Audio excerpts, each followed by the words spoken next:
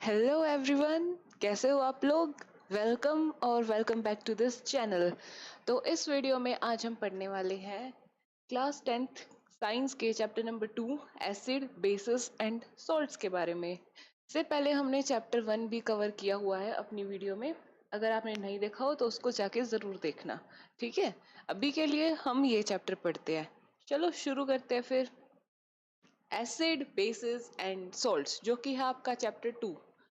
तो चैप्टर में जाने से पहले जैसे कि हम करते हैं, जो चैप्टर का नाम है उन्हीं को अच्छे से खोल खोल के समझेंगे। तो पहला है हमारा एसिड्स। एसिड्स पढ़ते हैं हम, क्या होते हैं एसिड्स के बारे में आपने बचपन में भी पढ़ा होगा, छोटी क्लासेस में। आपको क्या क्या पता है अपनी तरफ से एसिड्स के बारे में। दे हैव सोर टेस्ट। सोर टेस्ट ये आपने पढ़ा होगा। टर्न्स ब्लू लिटमस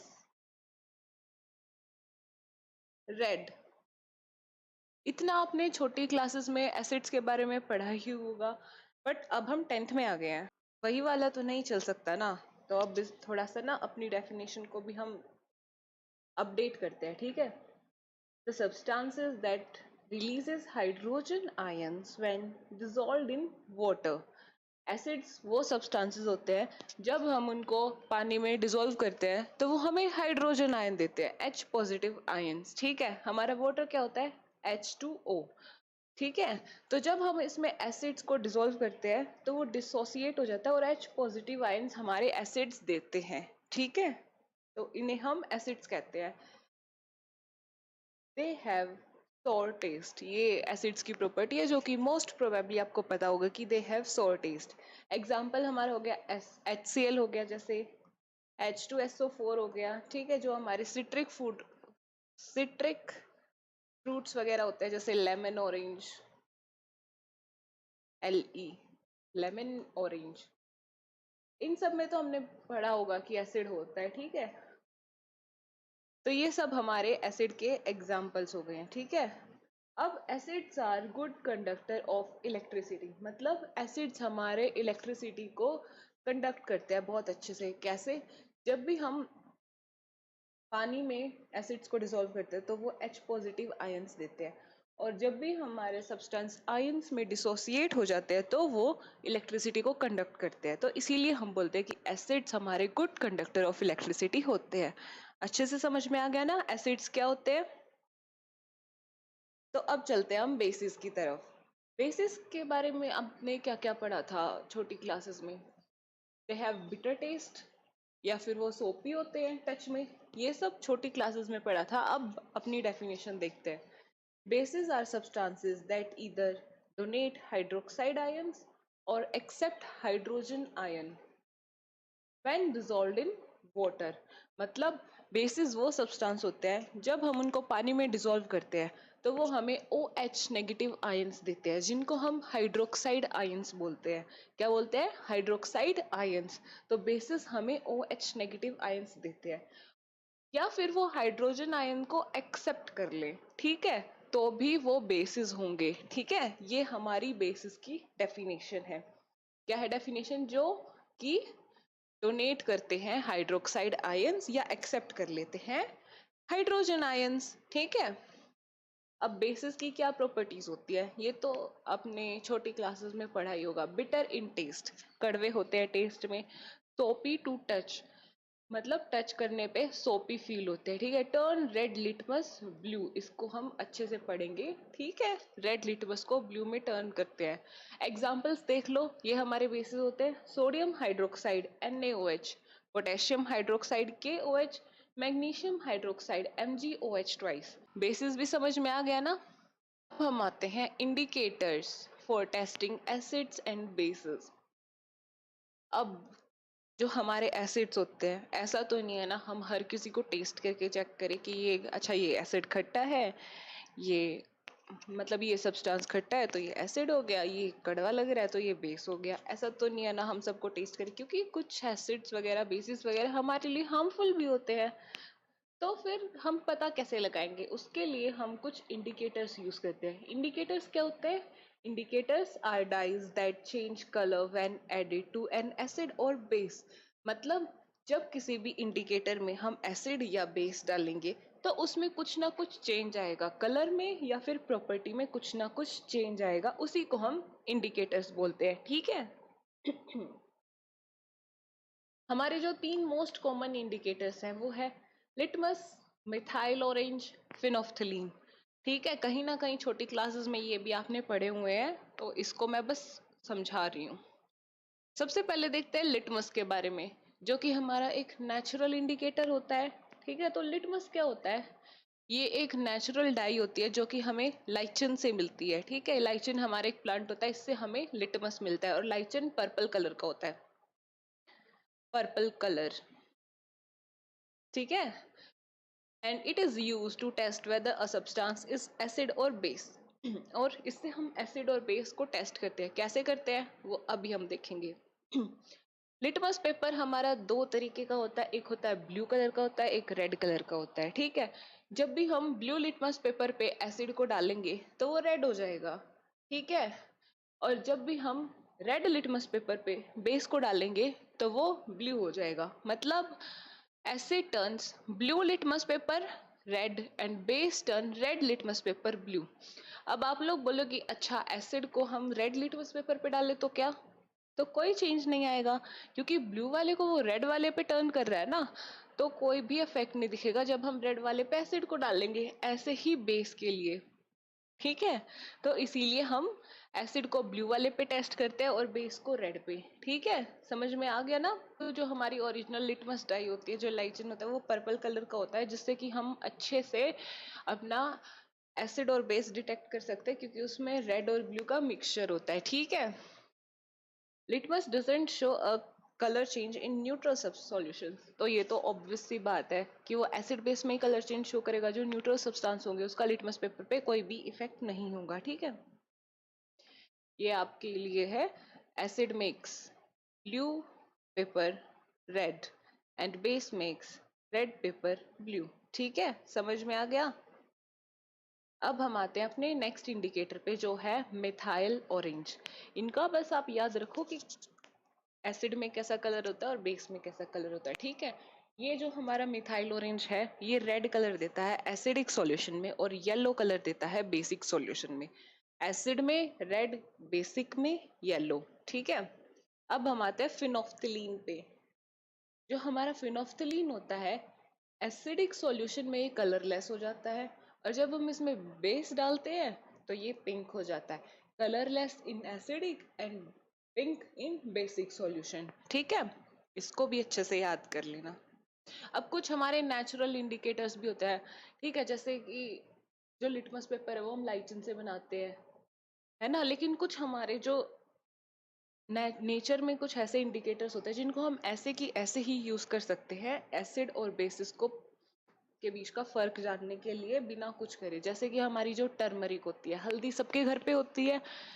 ठीक है, जब भी मान लो आप देखो आपकी जो शर्ट है उस पे हल्दी लग जाए, मान लो आपकी शर्ट पे हल्दी लग जाए, तो आप क्या करोगे? आप उस पे सोप रब करके देखना, सोप रब करके देखना, उसका कलर कुछ रेडिश ब्राउन जैसा कुछ हो जाएगा। वो क्यों होगा? क्योंकि जो हमारा टर्मरिक है जब उसमें बेस होता है तो वो अपना कलर चेंज कर लेता है और रेडिश ब्राउन हो जाता है। ठीक है, तो ये याद रखना, एसिड का नो इफेक्ट, और जब बेसिक सॉल्यूशन होता है तो रेडिश ब्राउन होता है टर्मरिक। ठीक है, याद रखना। और एक होता है रेड कैबेज, जो कि ग्रीन कलर देता है हमारा बेसिक सॉल्यूशन में, पिंक या फिर रेड, पिंक और रेड कलर देता है हमारा एसिडिक सॉल्यूशन में। ठीक है, रेड कैबेज नाम से पता चल रहा है रेड कलर का होता है, तो जो रेड कैबेज होता है वो ग्रीन कलर देता है बेसिक सॉल्यूशन में और पिंक देता है एसिडिक सॉल्यूशन में। ठीक है, यहां तक समझ में आ गया? सारे इंडिकेटर समझ में आ गए ना? अब हम आते हैं अपने टॉपिक पे जिसका नाम है ऑल फैक्ट्री इंडिकेटर्स। अब इसमें क्या होता है, ये क्या अलग है उन इंडिकेटर्स से? तो ये क्या होते हैं देखते हैं। दीज सब्सटेंसेस, दो substances whose smell changes in acidic और basic solutions। तो अभी तक हमारे जितने इंडिकेटर्स थे वो अपना कलर चेंज कर रहे थे, जिससे कि हमें पता चल रहा था ये एसिड है या बेस है। लेकिन अब जो ये ऑल फैक्ट्री इंडिकेटर्स होते हैं ये क्या है, ये अपनी स्मेल चेंज करते हैं। ठीक है, एसिडिक या बेसिक सॉल्यूशन है तो उनमें अपनी स्मेल चेंज कर लेते हैं, जिसकी वजह से हमें पता चलता है कि अच्छा ये एसिडिक है, इसमें ऐसी स्मेल है, ये बेसिक है, इसमें ऐसी स्मेल है। ठीक है, तो ऑल फैक्टर इंडिकेटर्स क्या होते हैं, जिसमें हम स्मेल से पता लगा पाए कि कौन सा सॉल्यूशन हमारा एसिडिक है और कौन सा बेसिक है। कौन से होते हैं ये, अनियन एंड वनीला एक्सट्रैक्ट, ये हमारे ऑल्फैक्टरी इंडिकेटर्स है दो। ठीक है, हम देखते हैं कि क्या कैरेक्टरिस्टिक्स होती है, मतलब क्या चेंज आता है। तो सबसे पहले हम देखते हैं ऑनियन। ऑनियन में क्या होता है, smell of onion remains same in acid, मतलब जब हम एसिड डालते हैं अनियन के ऊपर तो उसकी स्मेल में कोई भी डिफरेंस नहीं आता है, वो स्मेल वैसी की वैसी ही रहती है। But onion loses it's smell in base, पर जब हम बेस डालेंगे तो अनियन की जो स्मेल है वो चली जाएगी, वो खत्म हो जाएगी। ठीक है, याद रखना, एसिड में नो चेंज इन स्मेल, पर जब बेस डालेंगे तो वो उसकी स्मेल को खत्म कर देगा। ठीक है, ऐसे ही vanilla extract, smell remains same in acid, मतलब एसिड में जो हमारी स्मेल है वो बिल्कुल सेम रहेगी, और जब बेस डालेंगे तो वो अपनी स्मेल लूज कर देगा, वनीला एक्सट्रैक्ट। तो मतलब याद रखना, बेस जो होता है वो सबकी स्मेल छीन रहा है। ठीक है, सबको स्मेल लेस कर दे रहा है, तो इससे याद रखना। ठीक है, दोनों में ही सेम है, बेस की वजह से स्मेल लूज हो जाती है, एसिड में कोई इफेक्ट नहीं होता। समझ में आ गया? I hope all factor indicators आपको अच्छे से समझ में आ गए होंगे। अब हम चलते हैं अपने अगले टाइप के ऊपर। तो हमने पढ़ा एसिड्स के बारे में। ठीक है, अब एसिड्स को भी हम कैटेगराइज करते हैं। ठीक है, अलग अलग टाइप में हम एसिड्स को बांटते हैं। तो सबसे पहले हम देखते हैं अपने एसिड्स के टाइप, जो कि है organic acid, mineral acid. Acids को हमने बांट रखा है कि वो कैसे हमें मिलते हैं, उनकी फॉर्मेशन के बेसिस पे दो टाइप्स में, ऑर्गेनिक एसिड, मिनरल एसिड। तो सबसे पहले देखते हैं ऑर्गेनिक एसिड क्या है। Acids that occur naturally in plants and animals are called organic acid. जो हमें प्लांट और एनिमल से नेचुरली मिलते हैं वो हमारे ऑर्गेनिक एसिड्स होते हैं। ठीक है, जैसे कि एसिटिक एसिड, ठीक है, सिट्रिक एसिड, सिट्रिक एसिड हमारा कर्ड में होता है। ठीक है, लैक्टिक एसिड, तो ये सब हमें जो है नेचुरल सब्सटेंसेस में मिलते हैं। ठीक है, इसीलिए सॉरी, फ्लो में गलत बोल दिया। सिट्रिक एसिड कहाँ से आ गया कर्ड में, लैक्टिक एसिड होता है कर्ड में, सिट्रिक एसिड तो लेमन वगैरह इनमें होता है ना। एसिटिक एसिड किस में होता है, विनेगर में होता है। सबके घर में होगा ना, विनेगर यूज होता होगा ना। तो ये एसिड हैं, ये हमारे जो नेचुरली अकरिंग सब्सटेंस है उनमें पाए जाते हैं, उन्हीं को हम ऑर्गेनिक एसिड्स बोलते हैं। ठीक है, अब इनकी एक प्रॉपर्टी होती है, ये हार्मफुल नहीं होते हैं हमारे लिए। कर्ड आप खाते हो, कुछ होता है, तबीयत खराब होती है। लेमन खाते हो, तबीयत खराब होती है, उससे कुछ जलता है आप पे, नहीं ना। तो ये हार्मफुल नहीं होते हैं। ठीक है, तो ये थे हमारे ऑर्गेनिक एसिड्स। अब हम आते हैं मिनरल एसिड्स पे। Acids prepared from minerals of the earth are called mineral acid. Mineral acid वो है जो हमें अर्थ में जो मिनरल्स हमें मिलते हैं उससे हम अपने एसिड्स बनाते हैं, तो उन्हीं को मिनरल एसिड बोलते हैं। एग्जाम्पल हो गए हाइड्रोक्लोरिक एसिड या फिर सल्फ्यूरिक एसिड। तो ये है हमारे example, hydrochloric acid HCl, sulphuric acid H2SO4। ये है ना हार्मफुल होते हैं हमारे लिए, मतलब हम इनको कंज्यूम नहीं कर सकते, और बहुत ही, कंज्यूम तो छोड़ो दूर की बात है, हमें इनको हैंडल भी बहुत ही केयरफुली करना पड़ता है क्योंकि ये हमें बर्न कर सकते हैं। ठीक है, तो ये होते हैं मिनरल एसिड्स हमारे। समझ में आ गया ना? तो ऑर्गेनिक एसिड जो हमें नेचुरली मिलते हैं, मिनरल एसिड जो हम अर्थ में जो मिनरल है उनसे जो एसिड खुद से बनाते हैं, सिंथेसाइज करते हैं। ठीक है, तो हम मिनरल एसिड बोलते हैं। अब हम आते हैं अपनी अगली कैटेगरी पे, जो कि है स्ट्रॉन्ग एसिड और वीक एसिड। एक एसिड कितना इफेक्टिव होता है उससे भी हमने उसको दो तरीके में बांट रखा है।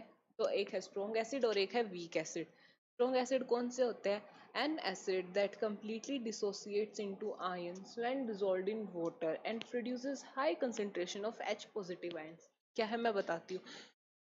जो हमारा स्ट्रॉन्ग एसिड होगा, स्ट्रॉन्ग का मतलब ताकतवर, नाम में ही दिख रहा है, तो मतलब जब हम उसको पानी में मिलाएंगे तो वो हमें बहुत सारे H पॉजिटिव आयंस देगा। ठीक है, तो मतलब जो एसिड हम पानी में मिलाएंगे तो वो आयंस में टूट जाएगा कंप्लीटली। ठीक है, कंप्लीटली वो पूरा का पूरा आयंस में टूट जाएगा। जैसे हमारा है hydrochloric acid, nitric acid, it's not nitric acid, nitric acid is HNO3। तो हाइड्रोक्लोरिक एसिड, नाइट्रिक एसिड, जो हमारा हाइड्रोक्लोरिक एसिड है जैसे, इसको हम पानी में डालेंगे तो ये H positive Cl negative ions में टूट जाएगा, ठीक है। और जो H पॉजिटिव आयंस की कंसंट्रेशन होगी वो ज्यादा होगी स्ट्रॉन्ग एसिड के केस में। समझ में आ गया ना स्ट्रॉन्ग एसिड्स क्या होते हैं। फिर इधर देखो weak acids, an acid that only partially dissociates into ions when dissolved and produces low concentration of H positive ions। weak मतलब कमजोर रह गया, कमजोर रह गया तो उसने अपना काम अच्छे से नहीं किया। क्या था एसिड का काम? H पॉजिटिव आयंस देना, पानी में डिसोसिएट होकर H पॉजिटिव आयंस देना। तो वो कंप्लीटली नहीं आयंस में टूटेगा, ठीक है, कुछ हद तक टूटेगा लेकिन कंप्लीटली नहीं टूटेगा। और इसी वजह से क्या होगा, H पॉजिटिव आयंस है वो कम बनेंगे as compare to strong acid. तो इसीलिए जो कम H पॉजिटिव आयंस होता है उसको वीक एसिड्स बोल देते हैं, जैसे कि CH3COOH या फिर हमारा सिट्रिक एसिड, ठीक है। तो सिट्रिक एसिड हमारा ऑर्गेनिक एसिड होता है ना, तो ऑर्गेनिक एसिड तो मैंने बताया था इतने ज्यादा हार्मफुल नहीं होते क्योंकि वो थोड़े वीक एसिड्स होते हैं, ठीक है। और जो हमारे मिनरल एसिड होते हैं, जो हमारे मिनरल एसिड होते हैं वो हमारे स्ट्रॉन्ग एसिड होते हैं, ठीक है। लेकिन इसमें एक एक्सेप्शन है, वेट वेट,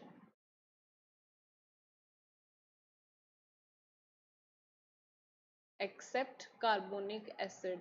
एक हमारा होता है कार्बोनिक एसिड, ठीक है, जिसका फॉर्मूला होता है H2CO3, H2CO3। तो ये हमारा मिनरल एसिड होता है लेकिन ये स्ट्रॉन्ग एसिड नहीं होता, ये एक वीक एसिड है।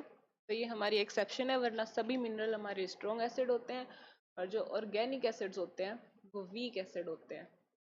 तो आई होप आपको स्ट्रॉन्ग एसिड और वीक एसिड्स अच्छे से समझ में आ गए होंगे, ठीक है। अब हमारे पास दो कैटेगरीज और बची है, कंसंट्रेटेड वर्सेस डाइल्यूट एसिड। अब इनको हमने कैसे कैटेगराइज किया है, इनको हमने वाटर से कैटेगराइज किया है, किस एसिड में पानी की कितनी मात्रा है उससे हमने कैटेगराइज किया है। जैसे कि कंसंट्रेटेड एसिड जो होते हैं,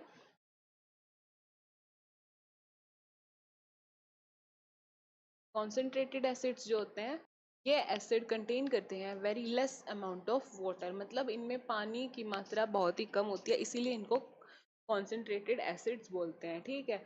और dilute acid which contains much more amount of water, इनमें पानी की मात्रा बहुत ज़्यादा होती है इसीलिए इनको डाइल्यूट एसिड हम बोलते हैं, ठीक है। तो हमारे जो कॉन्सेंट्रेटेड एसिड होते हैं इनमें पानी की अमाउंट कम होती है, एसिड ज़्यादा होता है, लेकिन जो हमारे डाइल्यूट एसिड होते हैं इनमें पानी ज़्यादा होता है, ठीक है। तो मतलब कौन सा हमारे लिए ज़्यादा हार्मफुल होगा, खुद ही सोचो, जिसमें ज़्यादा एसिड है वही होगा। तो जो कॉन्सेंट्रेटेड एसिड ज़्यादा हार्मफुल होता है, ठीक है, ज़्यादा इफेक्टिव होता है एज एसिड, ठीक है। अब हम एसिड्स को डाइल्यूट बनाते कैसे हैं, उनमें पानी मिला के। तो कैसे मिलाएंगे हम पानी, कैसे, तो कैसे मिलाएंगे हम पानी। अब आप सोच रहे होगे कैसे क्या मिलाएंगे, ये रहा बीकर, इसमें हमारा एसिड है बहुत सारा, इसमें उड़ेल देंगे पानी, है ना। वो बिल्कुल गलत, ठीक है, ऐसा कभी भी मत करना, पूरा का पूरा जल जाओगे, ठीक है। हम क्या करते हैं, ऑलवेज, कभी भी पानी को एसिड में मत डालना। क्यों मत डालना, क्योंकि उससे एकदम से बहुत ज़्यादा हीट जनरेट होगी जिसकी वजह से ऐसे तुम एकदम से एसिड स्प्लैश होगा और तुम पूरे जल जाओगे। तो इसीलिए कभी भी पानी को एसिड में मत डालना, हमेशा एसिड को पानी में डालना धीरे धीरे, ड्रॉप बाय ड्रॉप, ठीक है। और उसको ग्रेजुअली स्टर करते रहना कंटिन्यूअसली, ठीक है, मतलब घुमाते रहना, आप उसको हिलाते रहना, थोड़ा सा पानी डालना फिर हिलाना, फिर सॉरी सॉरी पानी नहीं, थोड़ा सा एसिड डालना फिर हिलाना, थोड़ा सा एसिड डालना। क्यों? क्योंकि a lot of heat is released when acid is diluted, मतलब हम जब एसिड में पानी मिलाते हैं तो बहुत ज्यादा हीट जो है वो रिलीज होती है, जिससे कि जो वाटर है जब हम एसिड में डालेंगे तो वो एकदम से भाप बन जाएगा, ठीक है, एकदम से भाप बन जाएगा, जिससे क्या होगा, एसिड एकदम से स्प्लैश हो जाएगा, जिससे कि हमारे ऊपर बर्न्स या इंजरीज हो सकती है, ठीक है। तो इसीलिए कभी भी एसिड में पानी मत डालना, एसिड में पानी मत डालना। सेफ वे क्या है और करेक्ट वे क्या है कि हम पानी में एसिड को डाल लें, थोड़ा थोड़ा करके, ड्रॉप बाय ड्रॉप करके पानी में एसिड को डालें और उसको ऐसा हिलाते रहे, कंटिन्यूअसली स्टर करते रहे, ठीक है, या फिर किसी चीज से मिक्स करते रहे। समझ में आ गया ना? तो अगर आपको लैब में लेके जाया जाए आपकी टीचर्स के द्वारा तो ऐसी बेवकूफ़ी मत करना, ठीक है, वरना बहुत चोट लग सकती है। समझ में आ गया ना? अब हम आते हैं केमिकल प्रॉपर्टीज ऑफ एसिड्स के ऊपर, ठीक है। एक बार हम पहले एसिड कवर करेंगे अच्छे से, फिर बेसिस और फिर सोल्ट्स पे जाएंगे। तो फिजिकल प्रॉपर्टीज तो हमने पढ़ी होती है, जैसे सोर टेस्ट होता है, ठीक है, ब्लू लिटमस को रेड करते हैं। अब केमिकल प्रॉपर्टीज क्या होती है, वो कैसे रिएक्ट करते हैं केमिकल्स के साथ, ये सब हम पढ़ेंगे। जैसे कि रिएक्शन विद मेटल्स, मेटल्स। अब हम देखेंगे कि जब हमारे एसिड मेटल्स के साथ रिएक्ट करते हैं तो वो कैसा बिहेव करते हैं। When an acid react with metal, it produces salt and hydrogen gas. जब भी कोई मेटल एसिड के साथ रिएक्ट करता है तो वो क्या बनाता है, सोल्ट और हाइड्रोजन गैस। जैसे कि एग्जांपल देखो, जिंक हमारा एक मेटल है, H2SO4 हमारा एसिड है, सल्फ्यूरिक एसिड। तो जब जिंक रिएक्ट किया H2SO4 के साथ तो क्या बना, हमें ZnSO4 जो कि एक सोल्ट है, ठीक है, और हाइड्रोजन गैस इवोल्व हुई। ठीक है, समझ में आ गया ना? मतलब जब भी एसिड रिएक्ट करेगा मेटल के साथ तो क्या बनेगा, सॉल्ट प्लस हाइड्रोजन। अब इसमें जो हाइड्रोजन गैस इवोल्व हुई है उसको हम टेस्ट कर सकते हैं कि ये हाइड्रोजन गैस ही है। उसके लिए एक टेस्ट है। हम क्या करेंगे, जब भी गैस के पास बर्निंग मैचस्टिक लेके आएंगे, ठीक है, तो एक पॉप साउंड आएगी, ठीक है, जैसे कि पॉप साउंड होती है ना, वैसी साउंड आएगी। तो जब भी हाइड्रोजन गैस इवोल्व होगी उसको चेक कैसे करेंगे, मैच स्टिक लेके आएंगे उसके पास, जलती हुई माचिस, जिससे क्या होगा, पॉप साउंड आएगी। ठीक है, समझ में आ गया ना? हमने देखा एसिड रिएक्ट करता है मेटल के साथ, है ना। तो एसिड रिएक्ट कर जाएगा मेटल के साथ तो क्या बन जाएगा, मेटल कंपाउंड्स बन जाएंगे, जो कि नेचर कैसा होता है उनका, पॉइजनस नेचर होता है, ठीक, जो कि हमारी हेल्थ के लिए हार्मफुल होते हैं। तो इसीलिए हमें मेटल के कंटेनर में कोई भी ऐसी सोर चीज नहीं स्टोर करनी चाहिए, क्योंकि एसिड रिएक्ट कर जाता है मेटल के साथ, ठीक है। आप किसी भी सब्सटेंस उसमें किसी भी चीज में स्टोर कर सकते हो सोर सब्सटेंस को, जैसे ग्लास हो गया, ठीक है, या फिर food grade plastic containers. Plastic containers में गर्म सामान तो कभी मत रखना, ठीक है, वो हेल्थ के लिए बहुत हार्मफुल होता है।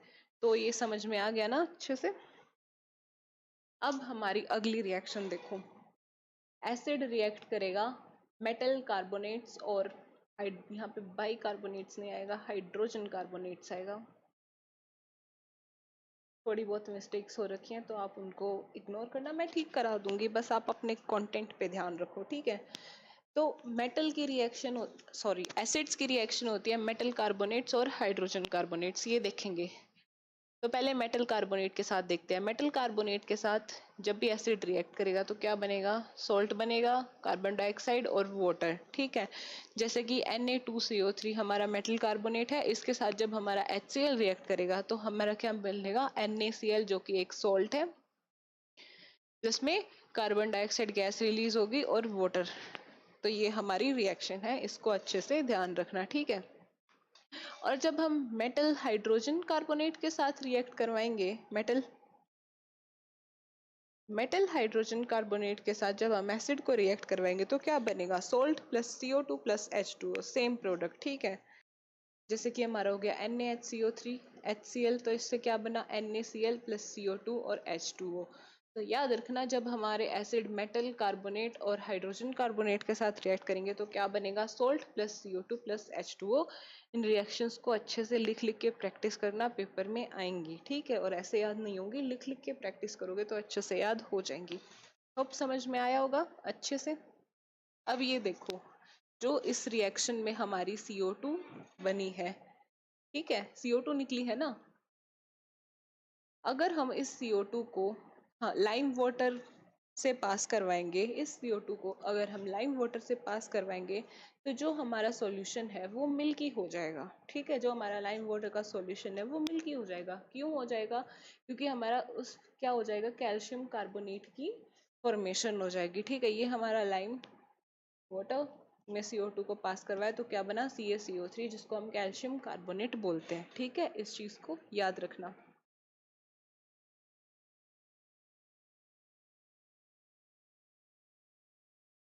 इसमें एक चीज और देखो,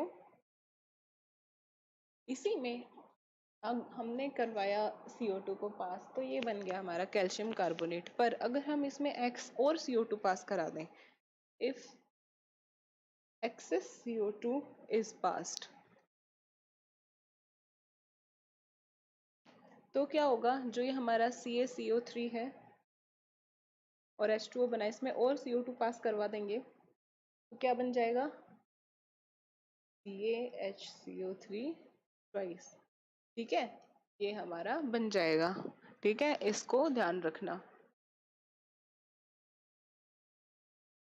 अभी ये हमारी दो छोटी छोटी रिएक्शंस रह गई हैं, फिर हमारा एसिड का खत्म हो जाएगा। जैसे कि एसिड की रिएक्शन बेस के साथ क्या होती है हमारी, न्यूट्रलाइजेशन रिएक्शन। जब एसिड रिएक्ट करता है बेस के साथ तो क्या बनता है, सोल्ट और वाटर बनता है। इन सब को छोड़ो, एसिड प्लस बेस क्या बना, सोल्ट प्लस वाटर। जैसे कि हमारा HCl हो गया, NaOH हो गया, तो NaCl हमारा सोल्ट बन गया और वाटर निकल गया बाहर। ठीक है, तो एसिड की बेस के साथ होती है न्यूट्रलाइजेशन रिएक्शन, मतलब acid plus base, salt plus water. और हमारे जो एसिड है वो, उनकी रिएक्शन मेटल ऑक्साइड के साथ तब क्या मिलता है हमें, जब हमारे एसिड रिएक्ट करेंगे मेटल ऑक्साइड के साथ तो भी हमें सोल्ट और वाटर ही मिलेगा। क्यों मिलेगा, क्योंकि जो हमारे मेटल ऑक्साइड होते हैं वो भी बेसिक इन नेचर होते हैं जनरली। ठीक है, जनरली जो हमारे मेटल ऑक्साइड होते हैं वो बेसिक इन नेचर होते हैं। तो जब हमारी मेटल ऑक्साइड के साथ एसिड रिएक्ट करता है तो क्या मिलता है हमें, सोल्ट प्लस वाटर। ठीक है, इस चीज को याद रखना अच्छे से। तो इस पॉइंट पे हमारी जो केमिकल प्रॉपर्टीज हैं एसिड की वो खत्म हो गई हैं। मैंने बहुत अच्छे से समझाई है, आई होप आप लोगों को सभी समझ में आ गई होंगी। ठीक है, अब हम अपना एसिड्स का टॉपिक खत्म करते हैं with important uses of acids. ठीक है, ये कुछ इन मैन्युफैक्चरिंग फर्टिलाइजर्स और पेंट्स, डाइज या प्लास्टिक। सल्फ्यूरिक एसिड्स को हम यूज करते हैं फर्टिलाइजर, पेंट्स या फिर डाइज या प्लास्टिक्स को मैन्युफैक्चर करने के लिए। नाइट्रिक एसिड को हम यूज करते हैं एक्सप्लोजिव्स बनाने के लिए, सिर्फ नाइट्रिक एसिड्स को। और जो हाइड्रोक्लोरिक एसिड होती है, इनमें इनका यूज हम कैसे करते हैं, for removing oxide film from steel objects. मतलब जब हमारी जो ऑक्सीडेशन होने के बाद जो लेयर आ जाती है स्टील ऑब्जेक्ट्स पे, उसको रिमूव करने के लिए हम हाइड्रोक्लोरिक एसिड का यूज करते हैं। ठीक है, ये पॉइंटर्स हैं, बस याद कर लेना, आए तो ठीक है, नहीं तो इतना कुछ इम्पोर्टेंट नहीं है। तो इधर से हमारा एसिड खत्म होता है और हम आते हैं अपने बेसिस पे। ठीक है, बेसिस का भी कुछ ज्यादा बड़ा नहीं है तो चिंता मत करना, अभी खत्म करवा दूंगी इसको भी। एक चीज बेसिस को शुरू करने से पहले देख लो, एल्कली क्या होती है। एल्कली कुछ नहीं होती, बेसिस ही होती हैं जो कि वाटर में सॉल्युबल हो। Those bases which are soluble in water are called alkali. तो मतलब आगे हम कॉन्सेप्ट में बेसिस वर्ड यूज करें या एल्कली यूज करें, बात सेम ही है, बस इतना है कि एल्कली जो है वो बेसिस ही है जो वाटर में सॉल्युबल है। ठीक है, जैसे कि हमारे NaOH KOH इस एग्जाम्पल है, बेसिस ही है। अब हमारे बेसिस में भी बटे हुए हैं स्ट्रॉन्ग बेस और वीक बेस होते हैं। ठीक है, स्ट्रॉन्ग बेस देखते हैं पहले। A base which completely ionizes in water and produces large amount of OH negative ions। जो हमारे स्ट्रॉन्ग एसिड थे वो H पॉजिटिव आयंस देते थे, तो स्ट्रॉन्ग एसिड कौन हुए, जो ज्यादा H पॉजिटिव आयंस दे। वैसे ही स्ट्रॉन्ग बेसिस क्या हुए, जो OH नेगेटिव आयंस दें ज्यादा, क्योंकि बेसिस हमारे OH नेगेटिव आयंस देते हैं। तो वो बेसिस जो completely आयनाइज हो जाए या वाटर में डिसोसिएट हो जाए और बहुत ज्यादा अमाउंट में हमें OH नेगेटिव आयंस दे, उन्हीं को हम स्ट्रॉन्ग बेसिस बोलते हैं। जैसे कि NaOH KOH, ये हमारे स्ट्रॉन्ग बेसिस होते हैं। जो वीक बेसिस होते हैं which partially ionizes in water and produces small amount of OH negative ions, मतलब जो इतने ज्यादा अमाउंट में OH नेगेटिव आयंस ना दें, स्मॉल अमाउंट में OH नेगेटिव आयंस दें, ठीक है, और कंप्लीटली वो आयनाइज ना हो पानी में, उन्हीं को हम वीक बेसिस बोलते हैं, जैसे कि CaOH ट्वाइस NH4OH, NH4OH। ठीक है, ये हमारी हो गई weak bases. Bases also conduct electricity in solution, मतलब हमने देखा था एसिड गुड कंडक्टर होते हैं इलेक्ट्रिसिटी के, क्योंकि वो आयंस में टूट जाते हैं, बेसिस भी तो आयंस में टूट जाते हैं, तो वो भी इलेक्ट्रिसिटी को कंडक्ट करते हैं। ठीक है, समझ में आ गया। अब हम पढ़ते हैं केमिकल प्रॉपर्टीज ऑफ बेसिस। हमने एसिड की मेटल के साथ रिएक्शन देखी, अब हम देखते हैं बेस जब मेटल के साथ रिएक्ट करते हैं तो वो सोल्ट और हाइड्रोजन गैस देते हैं। ठीक है, ये जो है हमारी मेटल्स होते हैं जो एम्फोटेरिक होते हैं, एम्फोटेरिक। एम्फोटेरिक कौन से होते हैं? जो एसिड की तरह भी बिहेव करते हैं और बेस की तरह भी बिहेव करते हैं। Behaves both as acids and base. तो ये रिएक्शन उन मेटल्स के साथ होती है, जैसे कि बेस मेटल के साथ रिएक्ट करेंगे तो सोल्ट और हाइड्रोजन गैस। जैसे कि हमारा जिंक होता है वो एम्फोटेरिक होता है, एल्यूमिनियम भी हमारा एम्फोटेरिक इन नेचर होता है। इनके साथ अगर बेस रिएक्ट करते हैं तो क्या बनता है? Na2ZnO2, जो कि सोल्ट हो गया, और हाइड्रोजन गैस निकलती है। ठीक है, तो समझ में आ गया ना, जो बेसिस की रिएक्शन है मेटल्स के साथ वो क्या क्या होती है।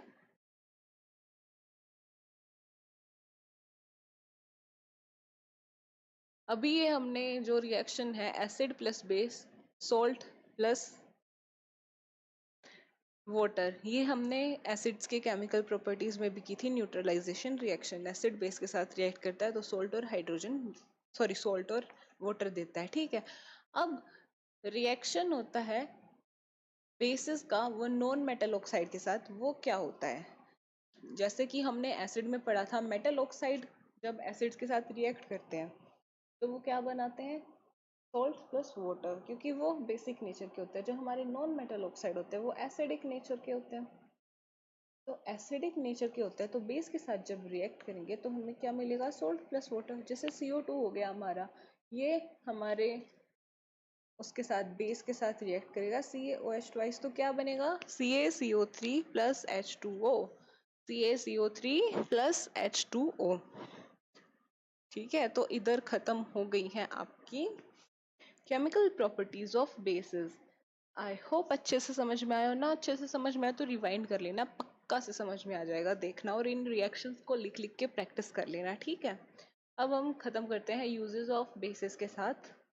तो जो सोडियम हाइड्रोक्साइड है, मैन्युफैक्चरिंग ऑफ सोप, ये देख लेना, बाई चांस अगर क्वेश्चन आ जाए तो मैं पूरा चैप्टर करवा रही हूँ इसलिए मैंने करवा दिया। Calcium hydroxide, manufacture of bleaching powder. ठीक है, मैग्नीशियम हाइड्रोक्साइड हो गया, इसको हम एंटासिड यूज करते हैं जब भी हमारे स्टमक में, हम बोलते हैं ना एसिडिटी हो गई है। वो क्यों हो जाती है? क्योंकि हमारे स्टमक में हाइड्रोक्लोरिक एसिड होता है, और जब वो एक्सेस में हो जाता है, डाइजेस्ट करने के लिए खाना हाइड्रोक्लोरिक एसिड होता है, जब वो एक्सेस में सीक्रेट हो जाता है तो हमें एसिडिटी हो जाती है। तो उसके लिए हम क्या यूज़ करते हैं? बेस यूज़ करते हैं। वो बेस है MgOH twice magnesium hydroxide. Sodium carbonate हो गया हार्ड वाटर की सॉफ्टनिंग में। ठीक है, हार्ड वाटर को हम सॉफ्टनिंग में ये यूज़ करते हैं। ये हमारे यूजेस हैं बेसिस के। अब हम आते हैं पीएच स्केल के ऊपर। हमारा अगला टॉपिक है पीएच स्केल, जो कि बहुत इंपॉर्टेंट टॉपिक है, ध्यान से समझना। 1909 में सोरेनसन ने इंट्रोड्यूस किया पीएच स्केल, जिससे हम क्या पता कर सकते हैं? हम एसिड्स और बेसिस की स्ट्रेंथ को पता कर सकते हैं कि मतलब ये कितना ज़्यादा एसिडिक है या फिर कितना ज़्यादा बेसिक है। ठीक है, ये हम पता कर सकते हैं किसकी वजह से? पीएच स्केल की वजह से। इसको किसने इंट्रोड्यूस किया? सोरेनसन ने इंट्रोड्यूस किया 1909 में। ठीक है, समझ में आ गया। पीएच स्केल जो होती है उसकी वैल्यू होती है हमारी 0 से 14। सबसे पहले मैं आपको पीएच स्केल दिखा देती हूँ। ये हमारा होता है पीएच स्केल, ये होता है पीएच स्केल। इसकी वैल्यू कितनी है? 0 से 14 तक की हमारी पीएच स्केल की वैल्यू होती है। ठीक है, 7 होता है हमारा न्यूट्रल। 7 पे हमारा होता है न्यूट्रल सब्सटेंस, और जितनी 7 से हमारी वैल्यू कम होती है उतना ही हमारा सब्सटेंस एसिडिक होता है। मतलब किसी की अगर वैल्यू 4 है तो वो एसिड है, और किसी की वैल्यू 1 है तो वो और भी ज्यादा स्ट्रॉन्ग एसिड है। मतलब अगर तुम्हें दिया जाए कि किसी की एसिडिक वैल्यू 2 है और किसी की 5 है, तो इसमें से ज्यादा एसिडिक कौन सा हुआ? 5 को मत पिक करना, जो नंबर कम है वो ज्यादा एसिडिक हो गया, क्योंकि हम इस साइड जा रहे हैं। ये हमारा 7 न्यूट्रल हो गया और इसके इस साइड एसिडिक है और इस साइड बेसिक है, ठीक है। और जितना 7 से हमारा ज्यादा होगा उतना ही हमारा बेसिक होगा, ठीक है। या स्ट्रॉन्ग बेसिस होते हैं, तो इसको अच्छे से याद रखना। 7 पे हमारा न्यूट्रल होता है, इससे जितना कम जाएगा वो एसिडिक, जितना बढ़ेगा वो बेसिक, ठीक है। पीएच स्केल की हमें जरूरत क्या पड़े? इससे हमें पता चलता है कि कोई भी सब्सटेंस है वो कितना एसिडिक है, बेसिक है या न्यूट्रल है। तो इसकी हमें बहुत हेल्प होती है, हमारी केमिस्ट्री में होती है, बायोलॉजी में होती है, मेडिसिन में या फिर एग्रीकल्चर में भी बहुत ज़रूरी है। तो पीएच स्केल हमारा हमें जो एसिड वगैरह है इनके समझने में बहुत हेल्प करता है। तो ये देखो आप, रेंज 7 पे न्यूट्रल होता है, 7.1 से 14 तक बेसिक, और 0 से 6.9, मतलब 0 से 7 तक होता है एसिडिक, 7 पे न्यूट्रल और 7 से 14 बेसिक। इसको याद रखना, ठीक है। तो ये है आपका पीएच स्केल, ठीक है। अब ये इसमें हमें बता रखा है, ये आप पढ़ लेना कि किसका कितना पीएच होता है। जैसे कि हमारे सोप का कितना होता है, 12 होता है, ब्लीच का 13, ठीक है। और ये इधर स्टमक में जो हमारा एसिड होता है ये 1 होता है, लेमन का 2 होता है, ठीक है, विनेगर का 3, कॉफी का 5 होता है। और जो हमारा वाटर होता है वो न्यूट्रल होता है नेचर में, क्योंकि उस देखो 7 है, ठीक है। और जो हमारा मिल्क होता है वो थोड़ा एसिडिक होता है, क्योंकि 7 पे न्यूट्रल है और 6 पे हमारा मिल्क है, तो इसीलिए वो इतना ज्यादा एसिडिक नहीं है कि वो हमारे लिए हार्मफुल है, इसीलिए हम मिल्क को कंज्यूम कर पाते हैं, ठीक है। तो ये सब आप देख लेना। देखो 7 पे न्यूट्रल, उससे जितना कम जाएगा एसिडिक, जितना ज्यादा जाएगा बेसिक। एल्कलाइन मैंने बताया था ना, एल्कली क्या होता है, बेसिस सॉल्युबल इन वाटर, तो एल्कलाइन भी बेसिस ही होते हैं, ठीक है। अब हम पढ़ते हैं पीएच का हमारी डेली लाइफ में क्या इम्पोर्टेंस होती है, मतलब हमें पीएच स्केल की क्यों जरूरत पड़ती है। तो pH in are digestive system, ठीक है। तो डाइजेस्टिव सिस्टम मतलब हमारे स्टमक में क्या होता है, डाइल्यूट हाइड्रोक्लोरिक एसिड, तो हमारे स्टमक में हाइड्रोक्लोरिक एसिड होता है जो कि हमारे डाइजेशन में हेल्प करता है, ठीक है।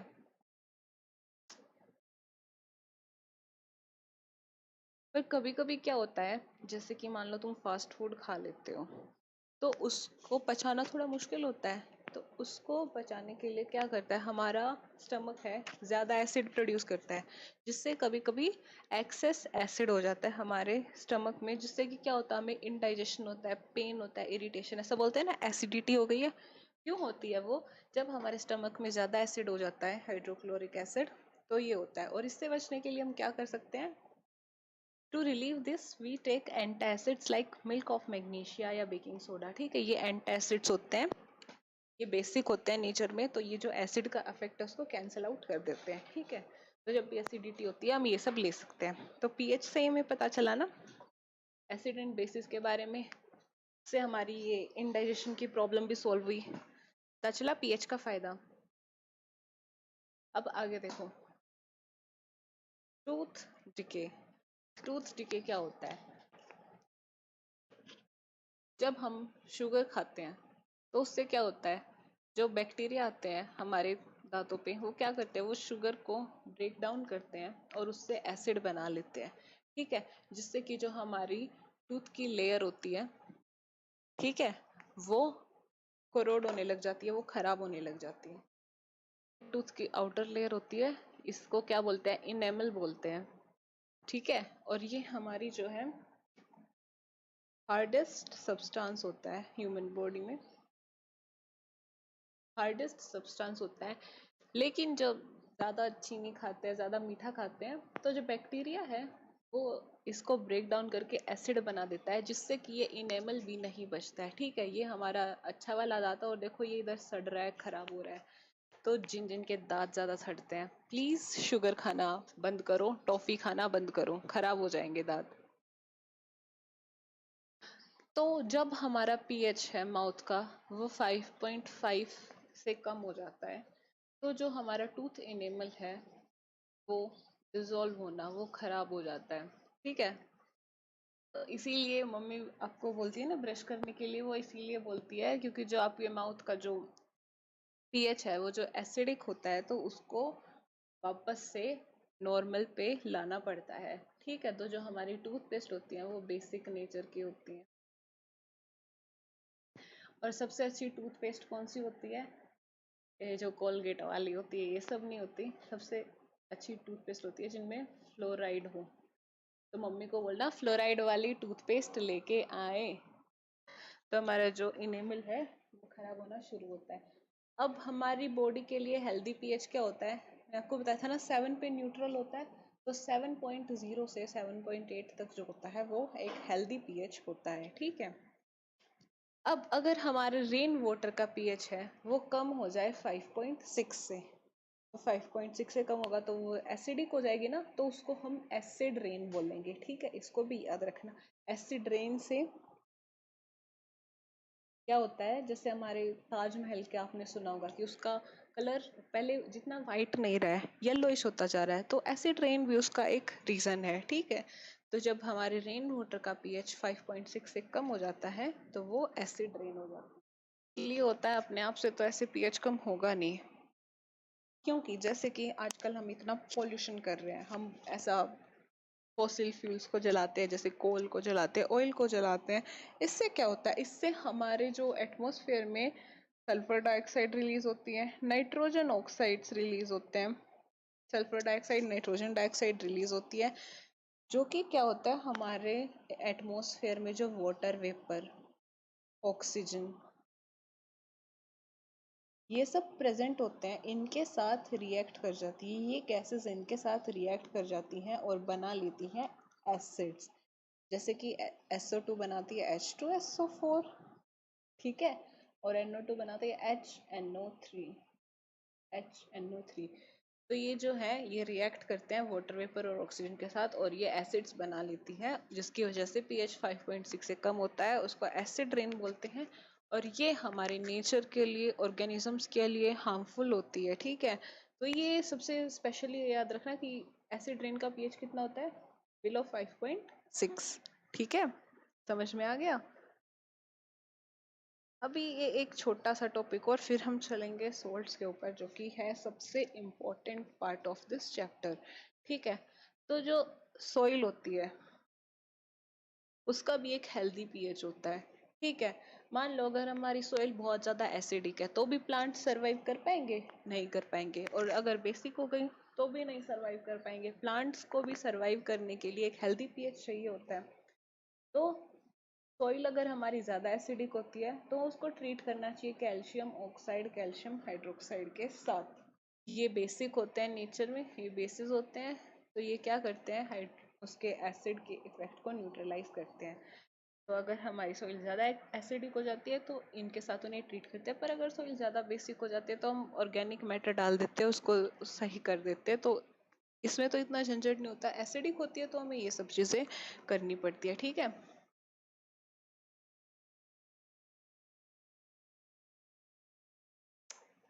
ये सेम स्लाइड यू थी उधर। ठीक है, अब हम बी स्टिंग। जब भी आपको मधुमक्खी काटती है तो आपको पेन होता है। क्यों होता है? क्योंकि वो एसिड छोड़ती है आपके हाथ में। ठीक है, तो जब भी मधुमक्खी काटती है तो आपके हाथ में एसिड छोड़ देती है, तो उसका इलाज क्या है, एक माइल्ड, जैसे कि माइल्ड बेस, जैसे कि बेकिंग सोडा। ठीक है, उसको जहाँ पे आपको काटा गया वहाँ पे रब करोगे तो वो ठीक हो जाएगा, क्योंकि बेस है वो एसिड के इफेक्ट को न्यूट्रलाइज कर देगा। ठीक है, तो आगे से जब भी मधुमक्खी काटे ऐसे लोहा रगड़ने मत भागना। ठीक है, अपना आराम से, कोई जैसे बेकिंग सोडा हो गया वो लेना, वो रगड़ना, ठीक हो जाएगा हाथ पे। ठीक है, अब हम आते हैं अपने सबसे important part of this chapter, जो कि है सॉल्ट्स। ठीक है, सॉल्ट्स क्या होते हैं? जब एसिड में बेस मिलते हैं तो क्या बनता है, सॉल्ट प्लस वाटर। अब हम इन्हीं सॉल्ट के बारे में पढ़ेंगे। तो salt is a compound formed from acid by replacement of hydrogen in acid by metal. Acid होता है हमारा, उसमें से जो हाइड्रोजन है उसको एक मेटल रिप्लेस कर देता है ठीक है, तो उसी को हम सोल्ट बोलते हैं, या फिर एसिड बेस के साथ रिएक्ट करता है तो उसको जो हाइड्रोजन है वो रिप्लेस हो जाता है, तो उस कंपाउंड को हम सोल्ट बोलते हैं। समझ में आ गया ना? What is salt? प्रॉपर्टीज क्या होते हैं? ये आयनिक कंपाउंड होता है, ये भी इलेक्ट्रिसिटी कंडक्ट करते हैं, सभी आयनिक कंपाउंड इलेक्ट्रिसिटी कंडक्ट करते ही करते हैं। ठीक है, सोल्ट्स जो है वो न्यूट्रल होते हैं। ये एक्चुअली में कुछ कह नहीं सकते, सॉल्ट्स न्यूट्रल भी होते हैं, एसिडिक भी हो सकते हैं और बेसिक भी हो सकते हैं। एसिडिक कैसे? मान लो कोई जब स्ट्रॉन्ग एसिड है वो वीक बेस के साथ रिएक्ट करता है तो हमारा एसिडिक सोल्ट बन जाता है, क्योंकि वीक बेस स्ट्रॉन्ग एसिड का मुकाबला कैसे कर सकता है? स्ट्रॉन्ग ही स्ट्रॉन्ग का मुकाबला करेगा ना। तो न्यूट्रल कब होता है? जब स्ट्रॉन्ग ही एसिड हो, स्ट्रॉन्ग ही बेस हो, तब न्यूट्रल होता है। लेकिन जब स्ट्रॉन्ग एसिड और वीक बेस हो तो एसिडिक हो जाता है हमारा सोल्ट। और बेसिक कैसे होता है? जब हमारा स्ट्रॉन्ग बेस हो प्लस वीक एसिड हो तो हमें बेसिक सोल्ट मिलता है। मतलब जो स्ट्रॉन्ग होगा उसका पलड़ा भारी होगा। इधर दोनों ही स्ट्रॉन्ग थे तो एक बराबर हो गया, किसी का कुछ नहीं हो गया। लेकिन इधर स्ट्रॉन्ग एसिड आ गया तो एसिडिक सोल्ट हो गया, स्ट्रॉन्ग बेस आ गया तो बेसिक सोल्ट हो गया। ठीक है, कॉमन सी बात थी, समझ में आ गई होगी। अब हम आएंगे अपने important part of this lecture. अभी हम यहाँ पे 4-5 कंपाउंड्स पढ़ने वाले हैं, तो इसमें से शॉर्ट क्वेश्चन तो आती है, बड़े क्वेश्चन भी आने का चांस है कि एक ना एक को तो जरूर पूछेंगे।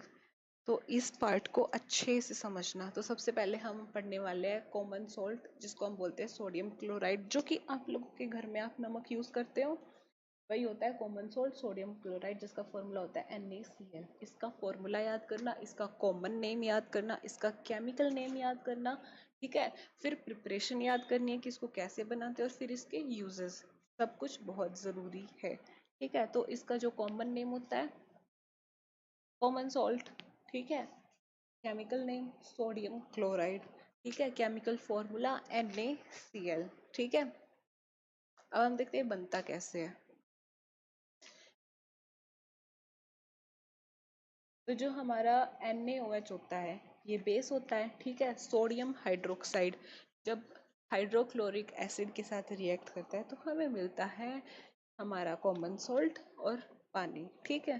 तो ये जब सोडियम हाइड्रोक्साइड रिएक्ट करता है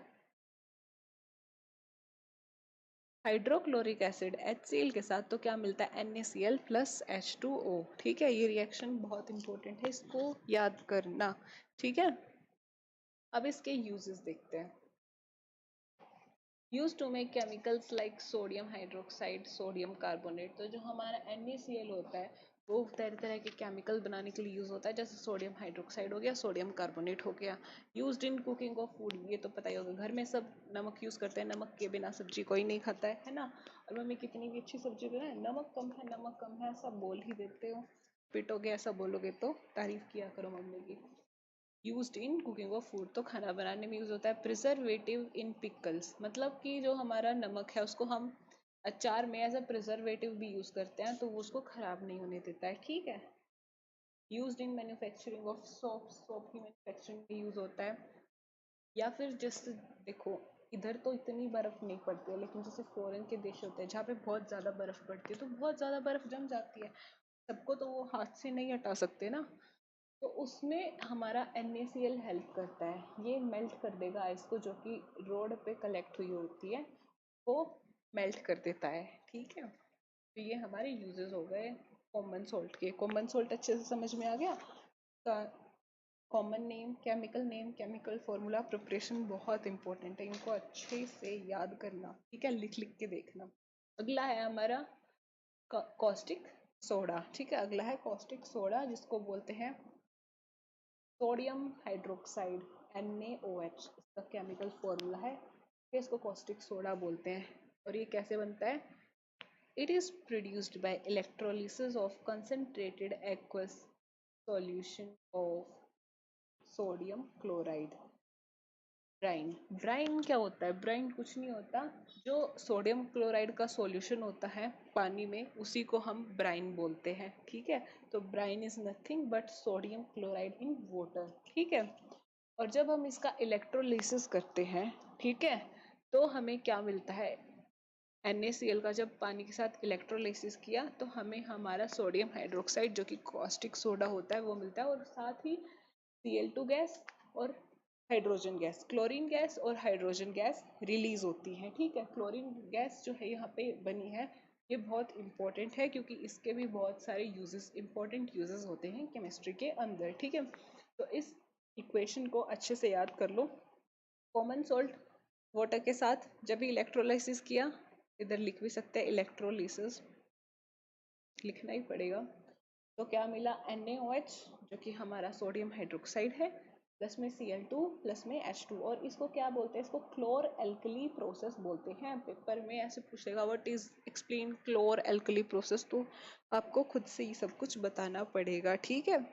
अच्छे से समझ में आ गया ना? इसकी प्रिपरेशन को अच्छे से देखना, इंपॉर्टेंट रिएक्शन है। अब हम पढ़ते हैं uses. Uses of sodium hydroxide, हमारा कॉस्टिक सोडा के क्या क्या यूजेस होते हैं? Used for making soaps and detergents, ठीक है। सोप्स और डिटर्जेंट्स बनाने में यूज होता है।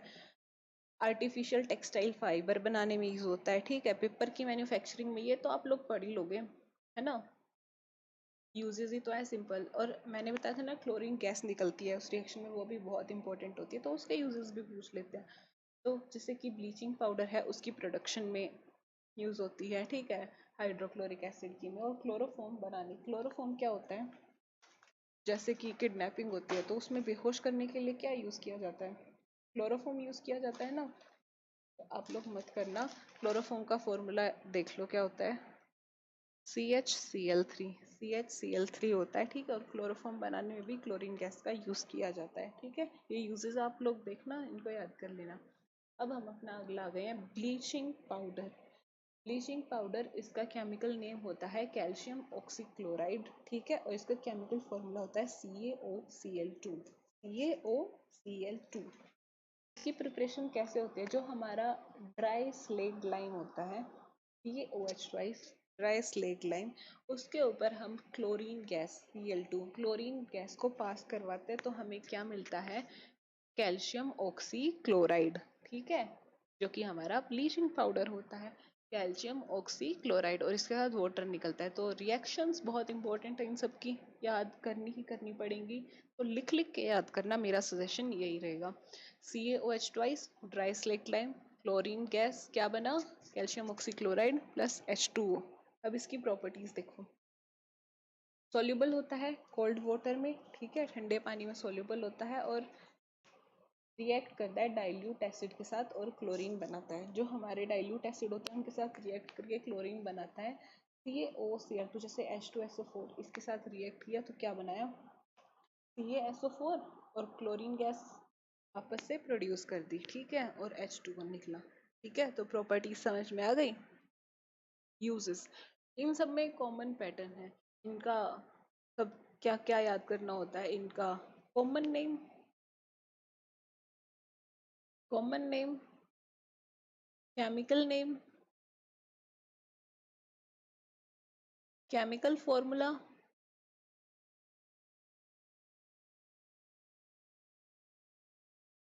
केमिकल इक्वेशन जो इनकी प्रिपरेशन के लिए होती है, जिसमें प्रॉपर्टीज मैंने लिखी हुई है वो प्रॉपर्टीज भी, और फिर यूजेस। तो इस स्ट्रक्चर में आपका ये रहता है, ठीक है, क्वेश्चन। तो इन सबको अच्छे से याद करना। अब इसके हम यूजेस देखते हैं। इसको क्या बोलते हैं? इसको बोलते हैं ब्लीचिंग पाउडर। तो टेक्सटाइल इंडस्ट्री में यूज होगा ब्लीचिंग के लिए, ठीक है। इससे हम जो हमारा ड्रिंकिंग वाटर उसको डिसइंफेक्टिंग भी करते हैं, डिसइंफेक्ट करते हैं। ये हमारा क्लोरोफॉर्म की मैन्युफैक्चरिंग में भी यूज होता है, और ये बहुत सारी केमिकल इंडस्ट्रीज में एज एन ऑक्सीडाइजिंग एजेंट। पिछले चैप्टर में पढ़ा था ना ऑक्सीडाइजिंग एजेंट्स क्या होते हैं। अगर नहीं पढ़ा है तो इस चैप्टर के बाद जाना, उसकी वीडियो भी है और जाके देखना और अच्छे से समझना। एक वीडियो देखते ही सब कुछ समझ में आ जाएगा, ठीक है। तो ये केमिकल इंडस्ट्रीज में ऑक्सीडाइजिंग एजेंट की तरह भी यूज होता है। ये हो गया हमारा। अब हम आ गए हैं आगे, जो इस पे आ गए हैं बेकिंग सोडा। ठीक है, ये तो बहुत लोगों के घर में मिलता भी होगा। बेकिंग सोडा, जिसका क्या नाम होता है, सोडियम हाइड्रोजन कार्बोनेट। क्या नाम होता है, सोडियम हाइड्रोजन कार्बोनेट। इसका केमिकल फॉर्मूला क्या हुआ, NaHCO3। NaHCO3, ठीक है। तो इसमें क्या होता है, सबसे पहले हम देखेंगे इसकी प्रिपरेशन। ठीक है, NaCl जो हमारा सोडियम क्लोराइड होता है, जो हमने सबसे पहले पढ़ा था। ठीक है, NH3, H2O और CO2 सब मिलके क्या बनाते हैं, NaHCO3 प्लस में NH4Cl। ये अमोनियम क्लोराइड इसके लिए है। ये तो सोडियम हाइड्रोजन कार्बोनेट है ना, NH4Cl इज अमोनियम क्लोराइड। तो ये इसकी प्रिपरेशन है। इम्पोर्ट इस रिएक्शन को याद कर लेना, क्योंकि reactions are very important in this chapter. NaCl, NH3, H2O, CO2 सब मिलके NaHCO3, NH4Cl। ठीक है, अब इसकी प्रॉपर्टीज पे आओ। ये क्या है, वाइट क्रिस्टल्स कंटेन करता है। ठीक है, ये माइल्ड होता है और नॉन कोरोसिव बेस होता है, मतलब ये किसी चीज़ को खराब नहीं करता। ठीक है, माइल्ड मतलब ये उतना ज़्यादा बेसिक नहीं होता, कम बेसिक होता है, तो ये किसी चीज़ को खराब भी नहीं करता। ये इसकी प्रॉपर्टीज हो गई। अब इसके यूजेस देख लो। इसको हम एज एन एंटा एसिड यूज करते हैं, एसिडिटी को रिमूव करने के लिए। मैंने बताया था ना, जब ये हमारे पेट में एसिडिटी हो जाती है तो हम एक माइल्ड बेस यूज करते हैं। ये माइल्ड बेस है, तो इसको एज एन एंटा एसिड यूज करते हैं। बेकिंग पाउडर की फॉर्मेशन के लिए हम इसको यूज करते हैं, और इसको हम फायर एक्सटिंग्विशर्स में भी यूज करते हैं। ठीक है, अब हम आ गए अपने अगले कंपाउंड पे, जिसको हम बोलेंगे वॉशिंग सोडा। ठीक है, और इसका केमिकल नेम क्या है, सोडियम कार्बोनेट। ठीक है, washing soda, sodium carbonate. Formula है इसका Na2CO3.10H2O।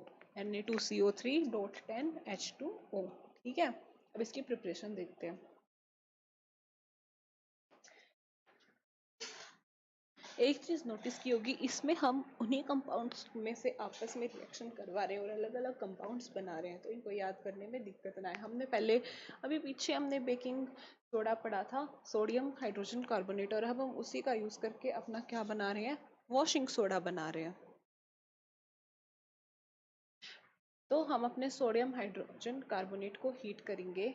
ठीक है, हीट करेंगे, ये एरो के ऊपर लिखा जाएगा हीट। तो NaHCO3, इसको हम हीट करेंगे तो हमें क्या मिलेगा, Na2CO3। ठीक है, जो कि क्या है हमारा sodium carbonate plus CO2 plus H2O। ठीक है, Na2CO3 plus CO2 plus H2O, ये हमारी एक रिएक्शन हो गई। लेकिन अभी ये वॉशिंग सोडा नहीं बना। वॉशिंग सोडा कब होगा, जब इसमें 10 वाटर के मॉलिक्यूल्स आ जाएंगे। ठीक है, तो जब हम अपने इस Na2CO3 में 10 वाटर मॉलिक्यूल्स ऐड कर देंगे, तो ये बन जाएगा हमारा Na2CO3.10H2O। ठीक है, जो कि हमारा है वॉशिंग सोडा। ठीक है, समझ में आ गया ना। रिएक्शन को ध्यान से देख लो। सबसे पहले सोडियम हाइड्रोजन कार्बोनेट को हीट करेंगे तो Na2CO3 मिलेगा, इसमें वाटर मॉलिक्यूल ऐड करेंगे 10। याद रखना कितने होते हैं, 10। ये MCQ में भी पूछ सकते हैं कि वॉशिंग सोडा में कितने वाटर मॉलिक्यूल होते हैं, तो 10 होते हैं, इसको याद रखना। अब हम आते हैं इसकी प्रॉपर्टीज के ऊपर। ये एक ट्रांसपेरेंट क्रिस्टलाइन सॉलिड होता है और ये वाटर में सोल्यूबल होता है। ठीक है, ये इसकी प्रॉपर्टीज हो गई। यूज्ड फॉर वॉशिंग क्लोथ्स, कपड़े धोने के लिए वॉशिंग पाउडर, निरमा, सबकी पसंद निरमा, तो ये वॉशिंग सोडा ही होता है। ठीक है, डिटर्जेंट प्रॉपर्टीज, ये क्या करता है, डर्ट को रिमूव कर देता है, डर्ट और ग्रीस जो होता है उसको रिमूव करता है। तभी तो इसको हम वॉशिंग के लिए यूज करते हैं ना, कपड़े धोने के लिए यूज करते हैं। ठीक है, used for removing permanent hardness of water. Permanent hardness, hard water कौन सा होता है, जिसको हम खारा पानी बोलते हैं। ठीक है, और उसमें सोप कोई काम का नहीं होता है, तो उसमें ये काम का होता है, और ये क्या करता है, पानी की परमानेंट हार्डनेस को रिमूव करता है। अब बोरेक्स एक हमारा कंपाउंड होता है, उसकी मैन्युफैक्चरिंग में यूज होता है। ठीक है, और ग्लास और सोप बनाने में भी ये यूज होता है। ठीक है, वॉशिंग सोडा हो गया। अब हम अपने चैप्टर के एंड की तरफ आ गए हैं, ये हमारा लास्ट कंपाउंड है। तो मैनी मैनी कॉन्ग्रेचुलेशंस, आप चैप्टर के आखिरी तक आ गए हो।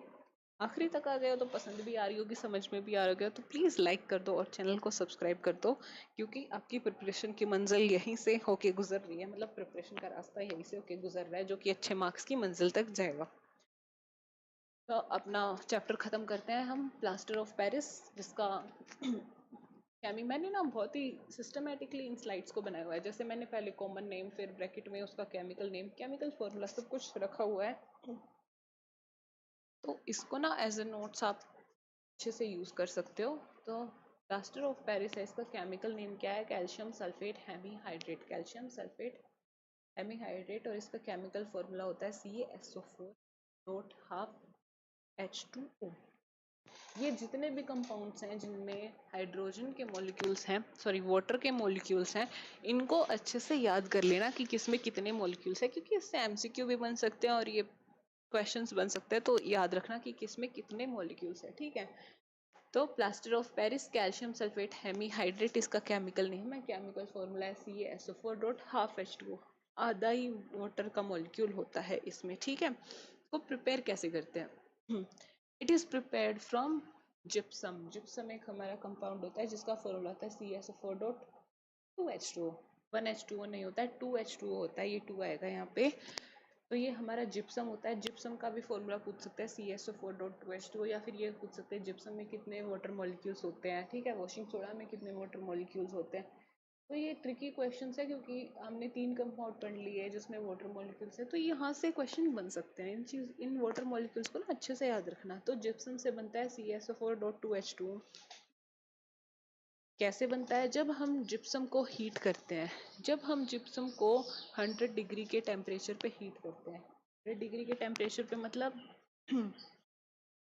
100 डिग्री सेल्सियस, ये क्या होता है? Boiling point of water. तो इसमें क्या होगा, हमारा जो 2H2O है वो इवेपोरेट होके हाफ H2O रह जाएगा, ठीक है। और वो क्या बन जाएगा? Plaster of Paris.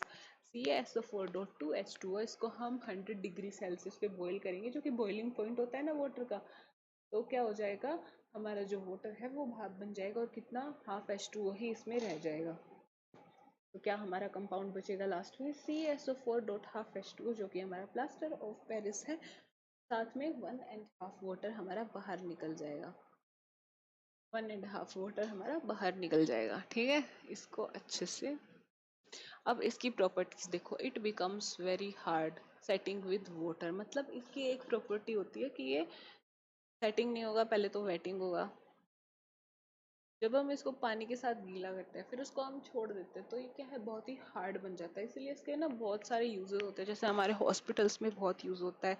जो भी हम, मान लो किसी का हाथ टूट जाता है, फ्रैक्चर हो जाता है, तो उसको प्लास्टर होता है ना, तो इसी प्लास्टर ऑफ पेरिस का मटेरियल का होता है, क्योंकि वो बहुत हार्ड हो जाता है। तो इसकी ये प्रॉपर्टी होती है, हार्ड हो जाता है, ठीक है। यूजेस क्या हो गए? Used for setting fractured bone, ठीक है। तो इसके हार्ड होने की प्रॉपर्टी के साथ इस क्या होता है? फ्रैक्चर जो हमारे बोन होती है उनको सेट करने के लिए यूज किया जाता है। यूज्ड इन मेकिंग टॉयज के लिए, डेकोरेटिव मटेरियल के लिए, ठीक है। और फायर प्रूफिंग मटेरियल, ये आग भी नहीं पकड़ता है, तो इसको फायर प्रूफिंग मटेरियल की तरह भी यूज किया जाता है। और जब हम पेंट करना होता है, तो पेंट जो है ये है ना, सरफेस को बहुत ही स्मूथ बना देता है, ठीक है। तो पेंटिंग से पहले सरफेस को स्मूथ बनाने के लिए भी प्लास्टर ऑफ पेरिस का यूज किया जाता है, ठीक है। इसी के साथ समझ, पहले देखो समझ में आ गया ना प्लास्टर ऑफ पेरिस क्या होता है। तो इसी के साथ हमारा यहाँ पे चैप्टर खत्म होता है, ठीक है। ये चैप्टर खत्म होता है और इम्पोर्टेंट चैप्टर है बहुत ही। ये लास्ट का सोल्ट वाला पार्ट तो बहुत ज़्यादा इम्पोर्टेंट है इस चैप्टर में। और ये सारे आपको लिख लिख के याद करने हैं, तभी याद होंगे, और ज़रूर से याद करना है जैसे मैंने पैटर्न बताया वैसे ही, ठीक है। ये एक वीडियो इनफ थी इस चैप्टर के लिए, ठीक है। अब क्या करना है तुम्हें? मैंने अपना काम कर दिया, पढ़ा दिया, अब तुम्हें पढ़ना है, इसको रिवाइज करना है, और फिर टीचर को जाके चुकाना है कि तुम्हारे इतने अच्छे मार्क्स कहाँ से आ रहे हैं, ठीक है। फिर उन्हें उन्हें मत बताना, बच्चों को बताना, ठीक है। बच्चों को शेयर करना कि देखो मैं यहाँ से पढ़ रहा हूँ, इसीलिए मेरे अच्छे मार्क्स आ रहे हैं, ठीक है। तो चैप्टर खत्म हो गया है, हम मिलते हैं अब अपने अगले चैप्टर में, ठीक है। तब तक के लिए इसको अच्छे से रिवाइज कर लेना, और अगर नहीं देखा हो तो मैंने चैप्टर 1 की वीडियो भी डाल रखी है, वो भी जाके ज़रूर से देख लेना, और अपने सारे डाउट्स एक ही वीडियो में चुटकियों में सॉल्व कर लेना, ठीक है। और अगर मुझसे कोई गलती होगी तो प्लीज़ सजेशन देना, मैं इसको कैसे इम्प्रूव कर सकती हूँ। और अगर ऐसा हो कि आपको कोई चैप्टर चाहिए जो मान लो आपके स्कूल में हो गया हो और आपको उतने अच्छे से समझ में नहीं आए हो, तो वो भी मैं करा दूंगी। आप बस अपने सजेशन देना कमेंट में, ठीक है। अच्छे से पढ़ना और खुद का ध्यान रखना। तो अब मैं चलती हूँ, ठीक है, हम मिलेंगे अपनी नेक्स्ट वीडियो में। तो बाय बाय, टेक केयर।